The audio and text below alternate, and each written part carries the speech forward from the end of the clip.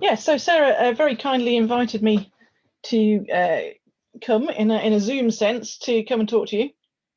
So I'm going to talk to you this evening about space weather at the Earth and beyond. So as Sarah said, I work at the British Antarctic Survey, where we do many things. Space weather is one of them, and I'm the sort of outreach to the outer planets part of that. So let's move on. Okay, so this is the format for the talk this evening.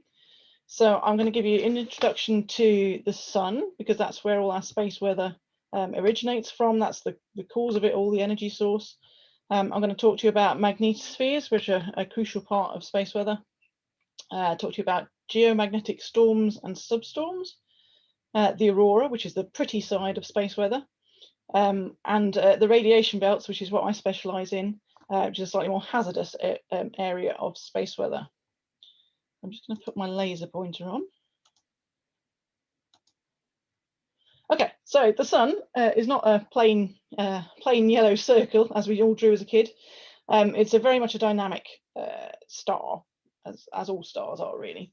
And so there's several things that the sun throws at us on a regular basis that we like to keep a watch out for. So this is a video from the SOHO satellite, which has been up for many years, watching the sun. You can see the circle in the middle is where the sun is blanked out, so the bright disk doesn't interfere with the rest of the observation. And what we're seeing here are coronal mass ejections, amongst other things. So those little sort of billowing clouds that are going off the side there, those are called coronal mass ejections, and those are giant balls of flame, giant hot plasma being ejected from the sun at quite a rate. And every so often you'll get one of those that comes directly at us, and that's what's called a halo CME, and that will look like a circle around that disk, and it's either going towards us or away. And then there's further satellites nearer to us that will tell us if it's coming in our direction, and then we have about 45 minutes warning that one of those is going to arrive. There's some other things that you can see in this this image here.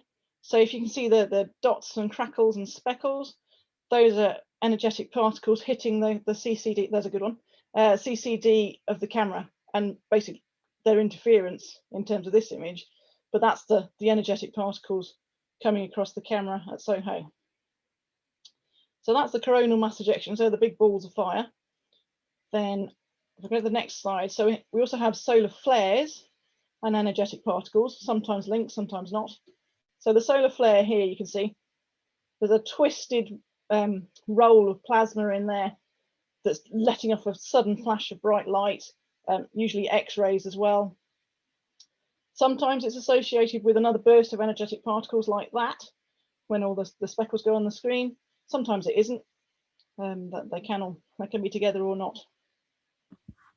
But the solar flares themselves, the X-rays, they can cause problems with communications at the Earth, and the energetic particles can cause problems in space weather effects as well.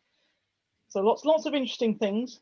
At the moment, we're just coming out of solar minimum, so the sun has a 22-year cycles, 11 years in one magnetic polarity, and then 11 years in the other magnetic polarity. And we're just coming into a new active phase. It takes quite a long time to build up, so things are a bit quiet at the moment. But you never know quite what it's going to throw at you, even when it's quiet. So the sun also emits a continuous stream of plasma, which we call the solar wind. So this is very tenuous. If it was in a lab on Earth, you'd pretty much call it a vacuum. Okay, it's that tenuous, but it's continuous there, and that's mostly protons, helium particles, and that's continuously coming off, and it comes off in slow versions and fast versions. And when you're at solar minimum, you get more of the fast solar wind, which has an effect on our magnetosphere, which I will get to in a moment. So the solar wind comes off continuously. Now, you can imagine if you're the sun, and say your right hand is giving off a fast solar wind, and your left hand's giving off slow solar wind, and then you turn around in a circle, but you have garden hoses in your hands as well, and that would give you the pattern of the solar wind as the sun rotates every 27 days. So you imagine you're standing there spinning on the spot with your hoses, that is what is creating this movie here. So the sun's in the middle, and we're zooming out, way out to Pluto now. And so what you end up with the solar wind is these spirals of these fast and slow solar winds, and then you get shocks in between the fast and the slow as the fast ones catch up with the slow ones.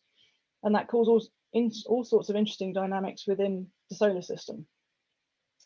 So this video was done in 2015 using the Enlil model of the solar wind, which is from NASA.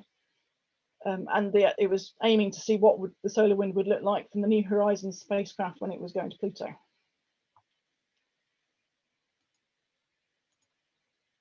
Okay. I need to get to the next slide. Right, there we go. So if the Earth was on its own in space, the magnetic field would look a lot like the stuff you've done in school with bar magnets and iron filings. So you have two poles, you have a north pole and a south pole, and then you have field lines that connect the two. But the Earth isn't on its own in space because it's got the solar wind coming towards it all the time. And so what happens is the solar wind pushes the Earth's magnetic field into a shape a lot like a comet, which we call the magnetosphere. It's basically the magnetic bubble within which the Earth lives. And then that bubble also then partially protects us from the stuff that comes off the sun, but it also reacts to the coronal mass ejections and the particle storms that come off as well, and also the fast and slow solar wind streams. So the magnetosphere is where we live, and that's basically where we study our space weather, in the magnetosphere. So this is a magnetohydrodynamic model of the Earth's magnetosphere. These field lines are meant to, well, the magnetic field lines. The color scale is the density of the plasma. So the plasma is the ionized gas that is contained within the magnetosphere. And what this video shows is, in a moment, there'll be a burst of density comes in from the solar wind. So there's like a density pulse in the solar wind, and that squashes our magnetosphere and does all sorts of fancy stuff with the magnetic fields and the densities within the magnetosphere. And that's basically what is happening in a geomagnetic storm. Our magnetic field and the plasma within it gets rearranged in a fast and dynamic way, and that has various effects on the surface of the Earth and for satellites and such, which I'll get to in a moment. So the geomagnetic storms, and they have a scale on of G1 to G5, where G5 is the worst. Within those, and in fact on their own, you get a thing called a substorm. This is the solar wind over here on the left, building up on the front edge of the magnetic field. Now, you've probably been taught at school many times over that magnetic fields don't break. They do break. So what happens here is that the magnetic field, the solar wind drags with it the sun's magnetic field. That's called the interplanetary magnetic field. That then meets the Earth's magnetic field. And what happens is that when they collide, when they're oppositely directed, and they get squished, and there's a whole bunch of currents and stuff go on, and actually the field lines they do reconnection. So what ends up is you end up with one magnetic field footprint on the Earth, and the other end of that field line is then connected to the sun. So that's then an open magnetic field line which connects the Earth to the sun through this reconnection process. And so that build up on the front nose of our magnetosphere causes that reconnection process to happen. But then the solar wind is still moving, so it drags the magnetic field of the solar wind over the top. So this is for these peeling magnetic field lines over the top. They then pile up in the tail, and they end up squishing things together again. And then eventually, when it's squished enough, you'll end up with reconnection occurring in the tail, which then rejoins the Earth field back to itself. And that causes an acceleration process, which accelerates electrons down into the Earth's atmosphere. And that's when we get some really, really nice aurora through substorms. Okay. So, beautiful aurora. So this is the Halley 6 station in Antarctica that the British Antarctic Survey run. This is Big Red in the middle, which is where all the gym and the dining room and the library and stuff are. And then there's some accommodation modules over here and science. There's a fire break bridge here. And Sam Burrell very kindly stood outside in the freezing cold and took this very nice movie of the aurora australis, the southern aurora. And there's various things in here that we'll come to in a minute, but you can see green light and you can see red light. And if you're very, very lucky, you can see a little bit of bright purple along the bottom edge. You can also see early on in the video, there are some sort of the shapes over here that look a bit like Greek letter omega, the capital version. And those are omega bands. And these are all signatures of the particles that are coming down in from the magnetosphere. Let's play that again. Yeah. So the aurora for us is actually a measurement of what's going on further out in the magnetosphere, which is a really useful diagnostic tool. For everybody else, it's just a really, really pleasant thing. And I highly recommend, if you get the chance, to go and stand under the aurora. It's the most eerie and beautiful experience because it's completely quiet. And you get all this waving in above you. It's an amazing experience. So I highly recommend it if you can get yourself to somewhere where the aurora is. So the aurora forms ovals around the magnetic poles because of the structure of the magnetosphere. The way those bursts of particles end up is around an oval around the magnetic poles. So we've got North Pole here and South Pole here. And there are various websites out there that are forecasting how strong the auroral oval is, also how large it is.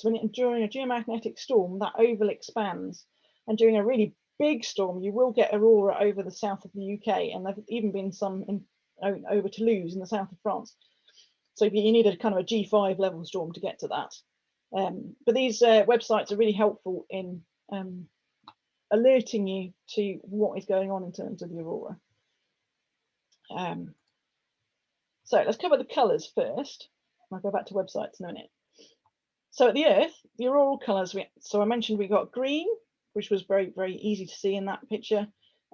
We've got red above that, and then a sort of narrow edge on the bottom, and when it's very, very active, of pink, sort of pinky purple colour it looks to the naked eye. And so these are all to do with which atoms are being hit by those electrons coming in from the magnetosphere. So you've got very energetic electrons coming in, they collide with an atom and molecules, and the electrons within the shells of the atoms are excited, so they go up a level in their shells, and then eventually over a given time span, depending on which atom it is you've hit, that will then relax, giving off a photon of light from that extra energy. So the red is from oxygen, and that's at above about 120 miles. And then you get a blue one, which is really faint. You don't tend to see that one. The green one you see really easily. So that's another oxygen interaction. And then the pink ones at the bottom, when it's really, really active, those are from nitrogen molecules, relaxing back and giving off the pink light. So in the UK, we have our own Aurora Alert Service. This one's based in Lancaster University. It's called Aurora Watch. So this was the plot from today. It's quite quiet, although a day or so ago, if you're in north of Scotland, there was some beautiful aurora. So as I mentioned, as the geomagnetic activity, how stormy it is, increases, then the auroral oval moves further south. So as things are more stormy, you will be able to see more further south than Scotland. So there's an instrument on the ground in Lancaster. It's a magnetometer, measures changes in the Earth's magnetic field, and that shows up the currents of the aurora. So the aurora is electrons flowing into our upper atmosphere, our charged upper atmosphere, and then connecting. So there are currents flowing, and then that induces, you get a magnetic field from that current that's flowing, and that's what we measure at the ground. So this is a quiet day now. This is an example from a much busier day. So they have an alert system where it's green is quiet, there's not much going on. There's an amber alert and there's a red alert. So if it's a red alert, then there's a high chance that you can see some aurora. There's good times and bad times. You want to be sort of somewhere near midnight outside, usually looking north. It's got to be dark, so you need dark skies if you can possibly get them. But yeah, you can see it from the UK. So, and they can send you an email alert. And my friend Nathan will do that quite happily for you. So that's the UK system. There's also a really nice American-based space weather site called spaceweather.com, which covers lots and lots of things, including the aurora, but also other light phenomena, rainbows, halos, that sort of thing. But they have a lot of details about what's going on in the sun. So today, the sun is extremely quiet. There are no sunspots. Very, very quiet on X-ray solar flares. The solar wind's doing a fairly happy 400 kilometers a second, which is sort of on the slower side, well, middle to slower side of the solar wind speed. And you can see there's 4.8 protons per centimeter cube. So that's a sugar cube has 4.8 protons in it, which is not a lot. But that's fairly typical for the solar wind. And then if you were to go further down here, there's more information about aurora forecasts and things like that. So that's another really good site that if you just want to potter around and have a look at these things, that's a good place to go. So Earth is not the only planet with a magnetosphere. Basically, anything that has an intrinsic magnetic field from within the planetary body will have a magnetosphere. So this is Mercury at the front. So Mercury does have a weak but nonetheless solid magnetic field, and so it has a magnetosphere, and that's times 400 magnification. So this is the smallest one. Then you can fit all of that picture inside the Earth, which is over here. So our magnetosphere is much bigger than Mercury's because our magnetic field is that much stronger. And then you can fit all of the Earth's, or this part of the magnetosphere at least, inside of Saturn, which is down here. And then again, you can fit all of that amount of Saturn's magnetosphere into Jupiter over here. So Jupiter is the giant of the solar system in many respects, including the magnetosphere. So if you were to look up at the night sky, I think this is meant to be a London skyline, possibly. The magnetosphere of Jupiter would be bigger than the full moon, if you could see it, but you can't unfortunately see it. Not to the naked eye anyway. So it's absolutely enormous. And in fact, the tail of Jupiter's magnetosphere, Saturn goes through it. It's that long. So we also get aurora at Jupiter. This is a UV, so an ultraviolet aurora. It's in false color on this image. So this is an optical image with the UV implanted on top of it. So these were taken by the Hubble Space Telescope. So Hubble doesn't just look at stars and galaxies, it also looks at aurora on the planets.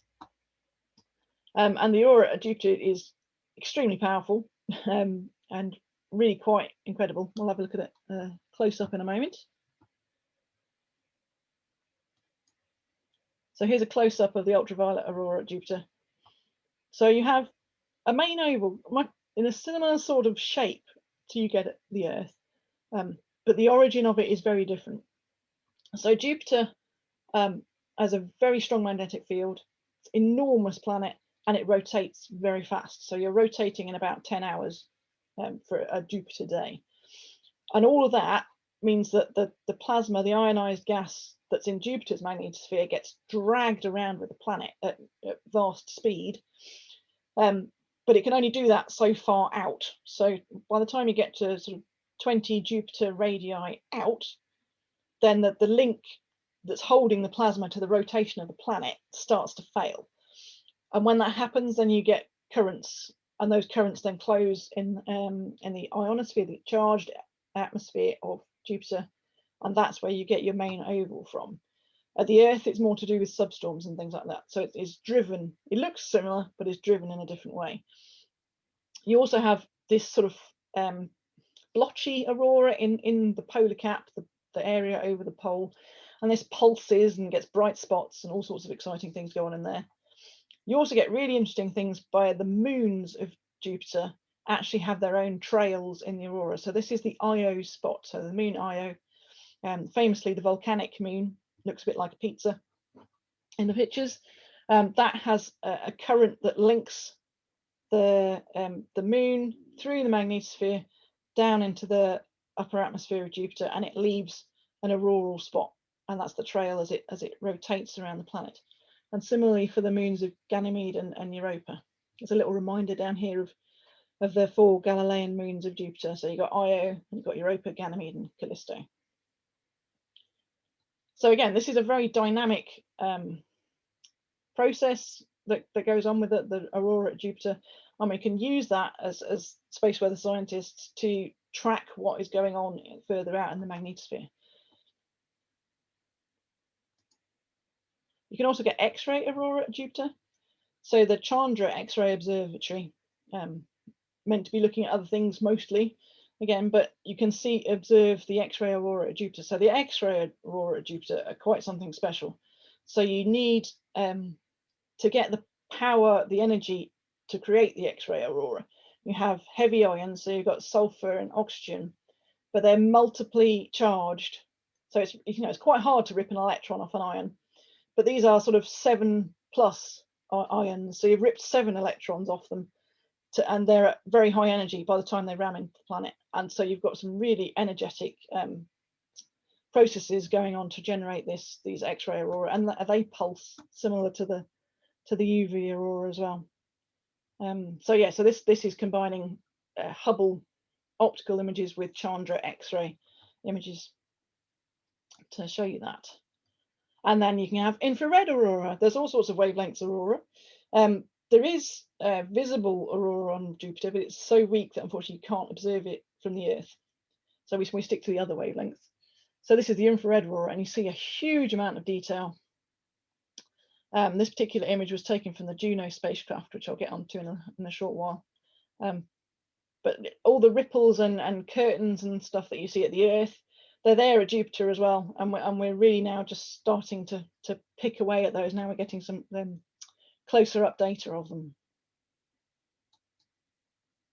So we also have aurora at Saturn.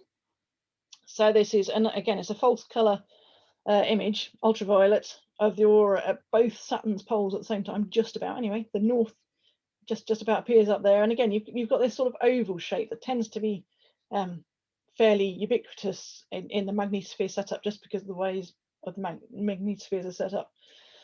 And so this was a Hubble image of Saturn's aurora. And then this is my favorite one, really. So this is Ganymede. This is a moon. So Ganymede has its own magnetic field driven from inside the rock. So it has its own mini magnetosphere inside Jupiter's magnetosphere, and it has its own ultraviolet aurora. And they've used the tilting of these auroral ovals to look at whether there's lakes underneath the surface of the moon.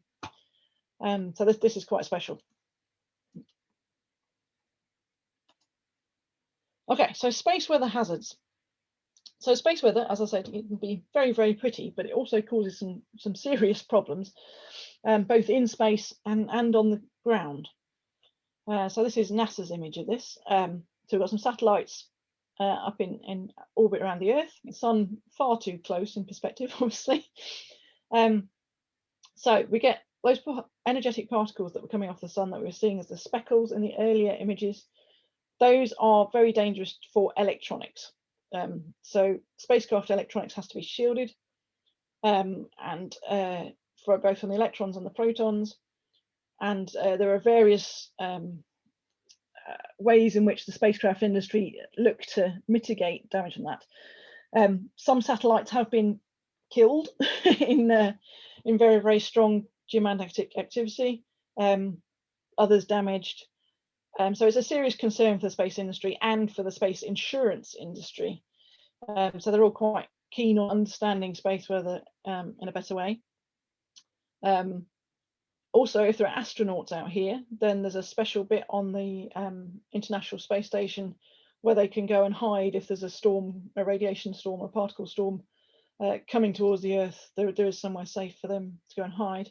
When they were doing the Apollo moon missions back in the 60s, they actually just got very, very lucky in that when the Apollo missions were launched, they didn't manage to hit a very active period from the sun, There was one that would have probably killed some of the astronauts, but thankfully they didn't do that. They didn't know at the time as much as we do now, so they wouldn't have realised the danger that they would necessarily have been in. They just got very, very lucky, thankfully. But now we have a much better handle on this. So we have satellites measuring what's coming off the sun. We've got the optical images, like I showed earlier, and we have particle instruments that measure the velocity and the density, which are all very critical parameters for when we're working out what's going to happen at the magnetosphere. We're still early days. I mean, compared to weather forecasting, we're about 50 years behind. And one of my colleagues once compared trying to do space weather forecasting to trying to forecast all the weather in the United States, but you've got three thermometers and you don't know where any of them are. It's a really tough problem. We're now getting to the point where we can just about forecast, you know, a few hours ahead, but it's a really difficult problem, partly because the space is so huge, and the amount of data from within it is limited. So the other effects that we have the ionosphere here, which is the charged area of our atmosphere, so that the light from the sun, the ultraviolet light from the sun, ionizes our part of our atmosphere, which we call the ionosphere, and that wiggles about quite a lot, and that causes timing delays in the GPS signals.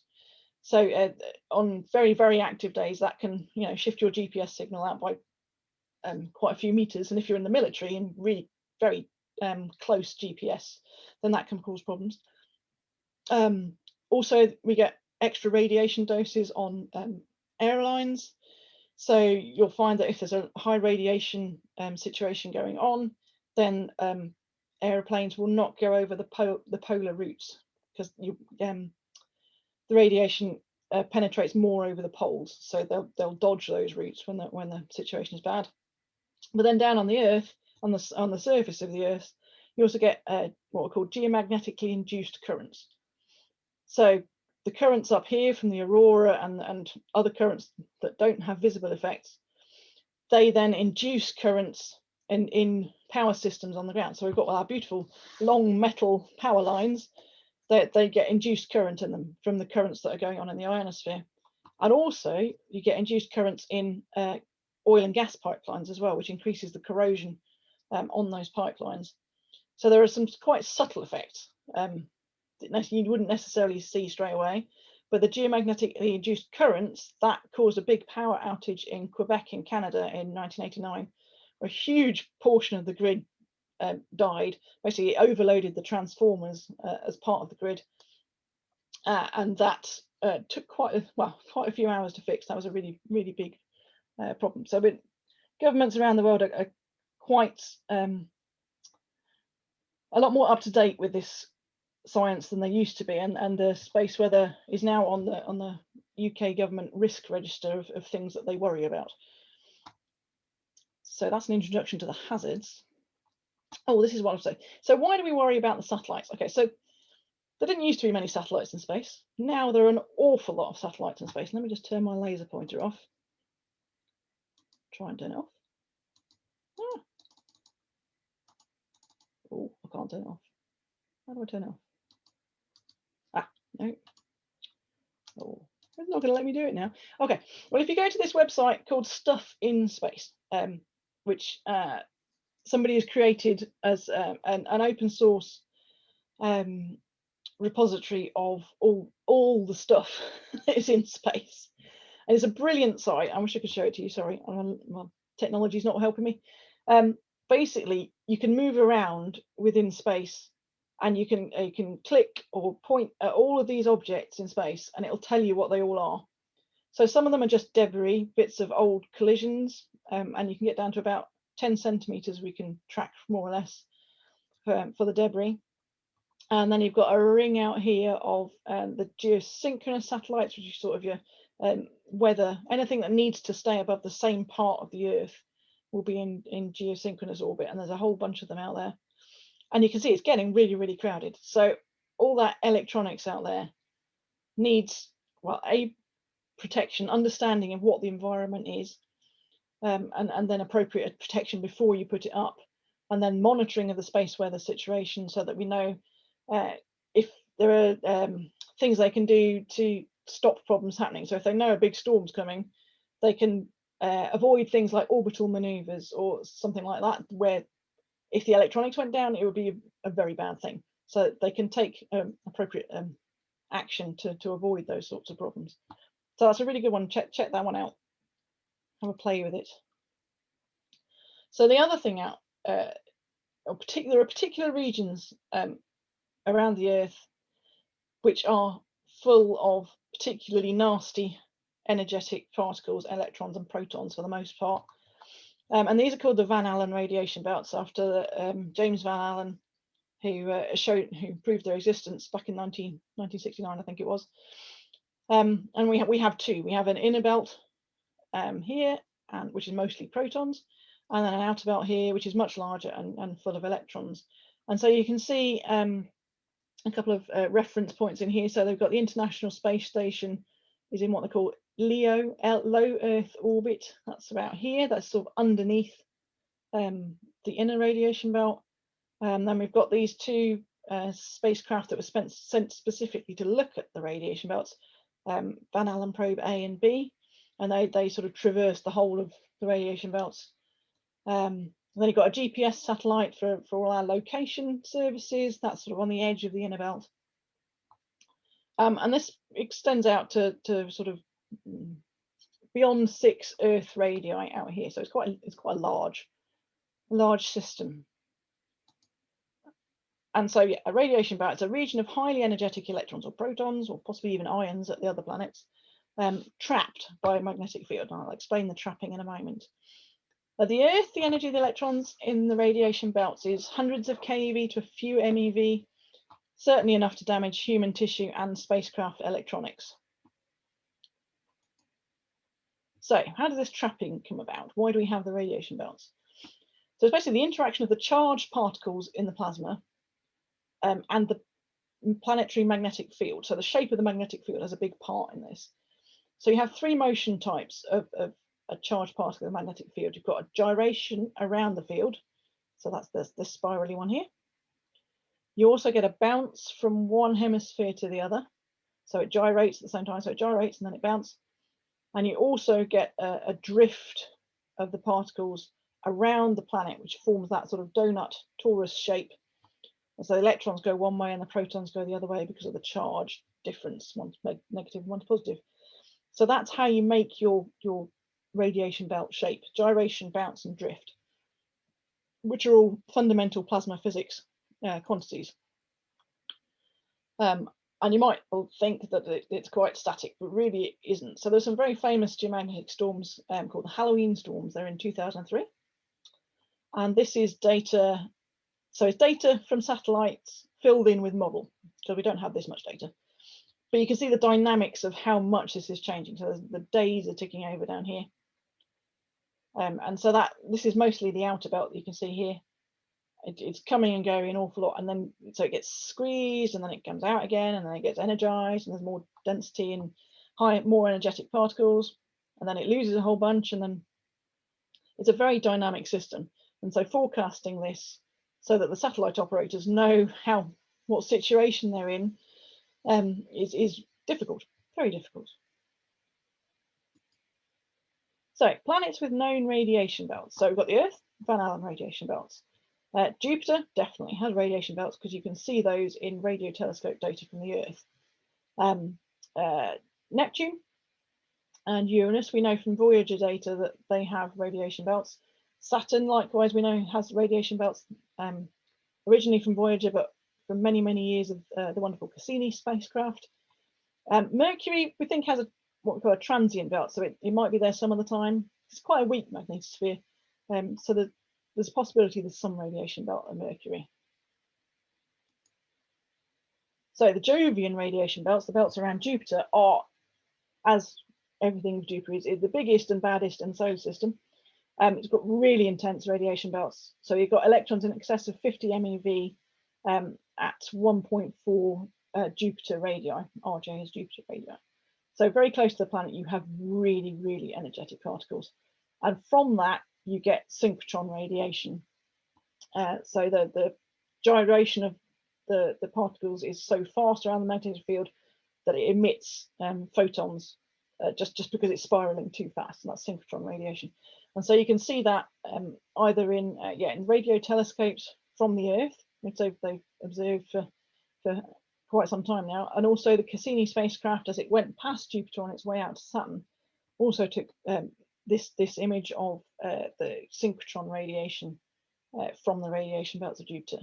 So this is the most intense part, but actually the radiation belts are much broader than that. It's just not all of it is strong enough to give off the synchrotron radiation.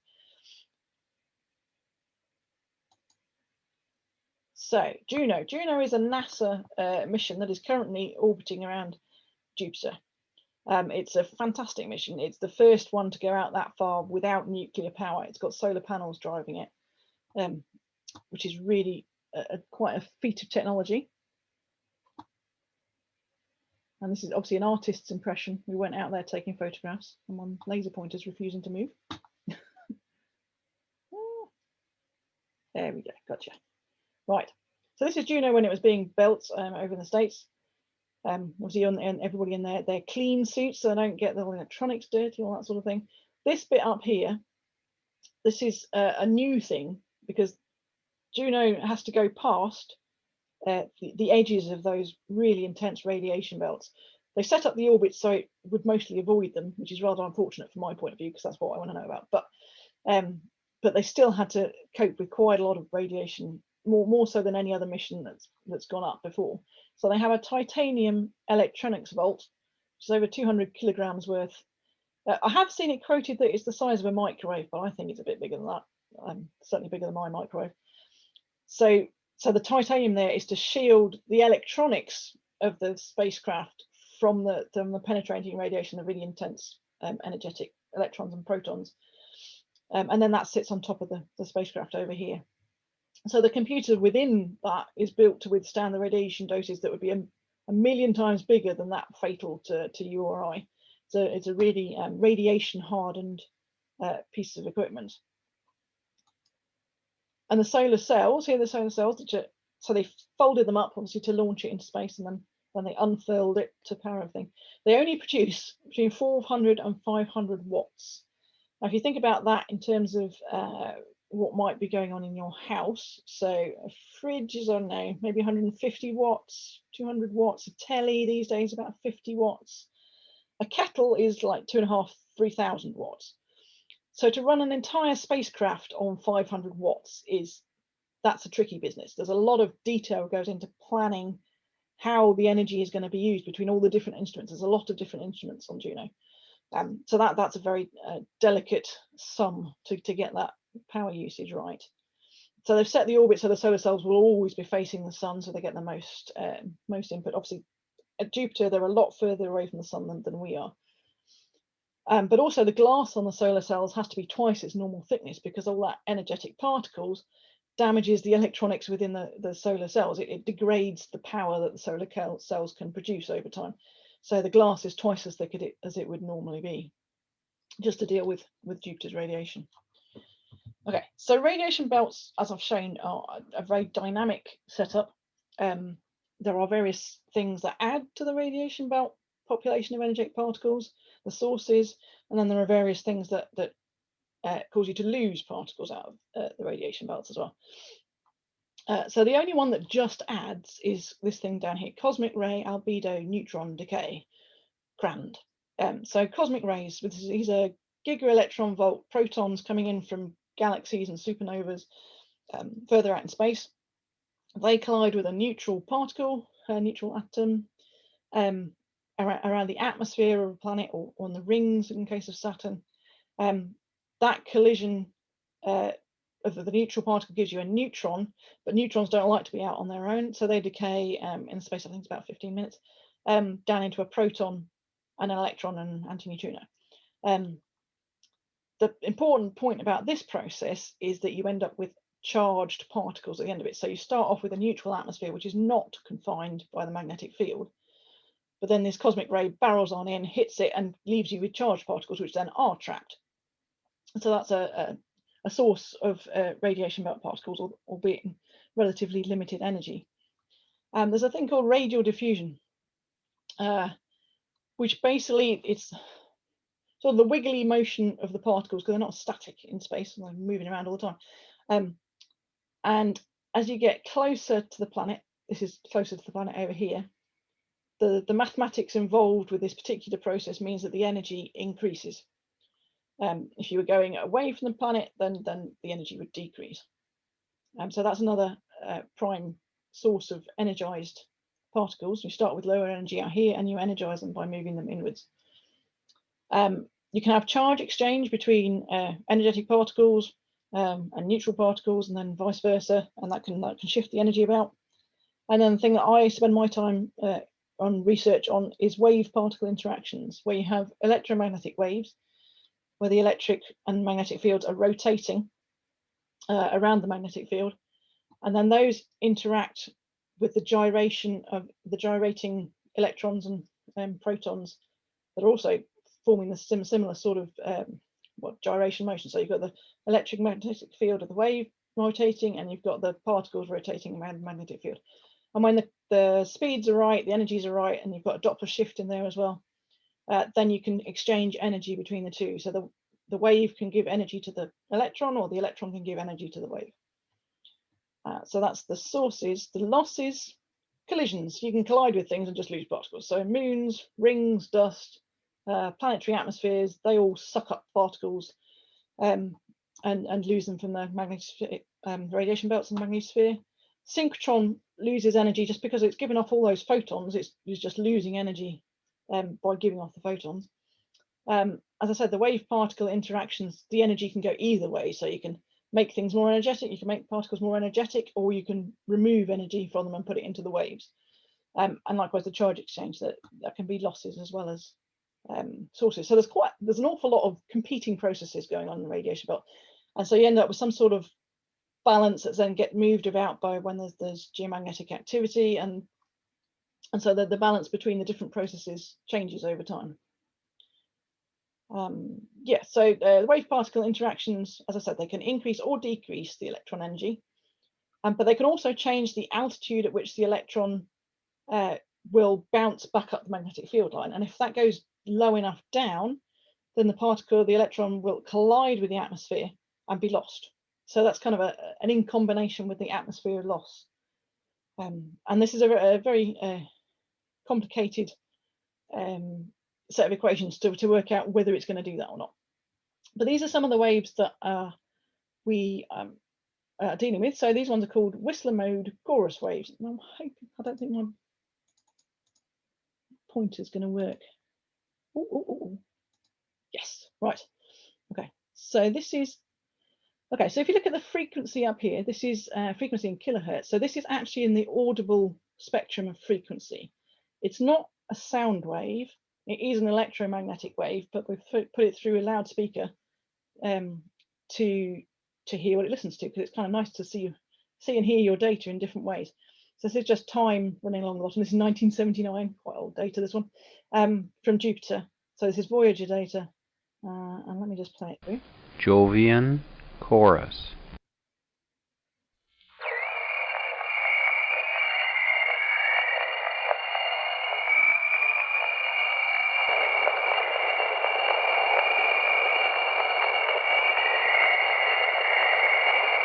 So originally, back on Earth, radio amateurs over the decades have listened to a lot of these emissions because they're in the order of frequency. So if you're a radio amateur trying to reach somebody in another country, then this stuff intrudes on that, but it's a really interesting phenomenon. So they've got a really interesting set of names to go with the different types of waves. So this here is the chorus, these little sort of slightly rising tones, and they're called chorus. So this chorus is then more. Sorry, Emma, we can't hear you. The sound of the. Okay, good. Yeah, so it resembles the sound of the dawn chorus. And so that was called chorus. The Whistler mode is a sort of technical bit that they're tagged on the front, but you can also have Whistler waves, which sound like whistles, and statics, which are from lightning. That's like a click sort of sound. So they've got a sort of historic naming conventions, but they also sound really spacey, which is kind of why I like them. we can also, so the Galileo spacecraft orbited around Jupiter for, well, I think 34 orbits, 35 orbits around Jupiter back around 2000. And it measured the chorus wave intensities at Jupiter over that period. And so we got a pattern of where those waves are most intense. So they're quite intense, somewhere between the orbit of Io and Europa. And then we plug that into our maths in the model and look at how that affects the radiation belt through these wave particle interactions. So we ran a sort of model setup. So this is the energy of the electrons up on the y-axis in megaelectron volts. The color scales is the flux. So that's kind of like density through a particular area at a given time sort of idea. And then we've got just time in days along the bottom. So at Jupiter, every sort of 3 days, you get a burst of electrons coming in from further out in the magnetosphere and down the tail. And then those are then the seed population from which the wave particle interactions increase their energy. So that this is the injection coming in down here, at sort of 100 keV or less. And then the wave particle interaction sort of grab that and they raise the energy of that until you get the next set of injections, and then you get injection, then the wave particle, like the chorus, it accelerates the electrons, and you get another burst. And then you end up with this sort of belt of 1 MeV or thereabouts electrons, which is exactly what we needed to find, because that was then the source population for the radial diffusion to then give you those super energetic synchrotron producing electrons right close to the planet. So this was a really nice result that we got a few years ago. Okay, so Saturn has radiation belts as well. I've been doing a lot of work on Saturn's radiation belts recently, just investigating all the different waves that are there and what they might be doing. So in particular, one we found quite nice was it was a Z mode wave. Z mode, just it's called that just because of the shape it makes in the frequency spectrograms. But that produces a really nice radiation belt really close into the rings at Saturn. So that was a very nice result. And then we've got Uranus and Neptune. We haven't really looked at those very much. So we've got two passes from the Voyager spacecraft, one for each planet, looking at what the radiation belt looks like. So we really don't know a lot, except that they both have one. The really interesting things about Uranus and Neptune is the tilt of the magnetic field. So for Earth, the rotation axis is quite close to the magnetic axis. So very much so for Saturn, it's almost aligned. Jupiter is kind of similar to the Earth, but Uranus and Neptune in particular are massively misaligned between the rotation and the magnetic axis, which gives you all sorts of twisty phenomenon in the magnetosphere as the solar wind interacts with it and all sorts of things. So they're going to be some very interesting and difficult to model planets when we've moved on enough from Jupiter and Saturn. There's still much to explore Jupiter and Saturn, and hopefully the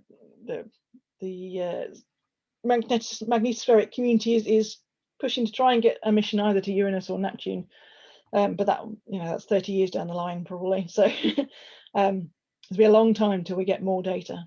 So in the meantime, there's lots of fun to be had with the models.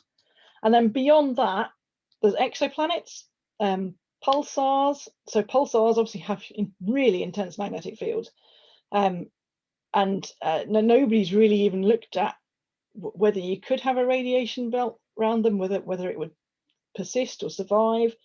And the exoplanets are obviously sort of large Jupiter type planets, at least the ones we found so far. And so there's a lot of possibilities out there for radiation belts. And at the moment, the radio telescopes on Earth are not sensitive enough to be able to pick up synchrotron from an exoplanet. But there's kind of hope that maybe with the SKA, when that finally comes online, then maybe that would be able to pick up maybe faint signals of synchrotron from exoplanets. So that's a hope for the future. So there's loads of interesting stuff out there to look at. And that's the end. Thank you very much.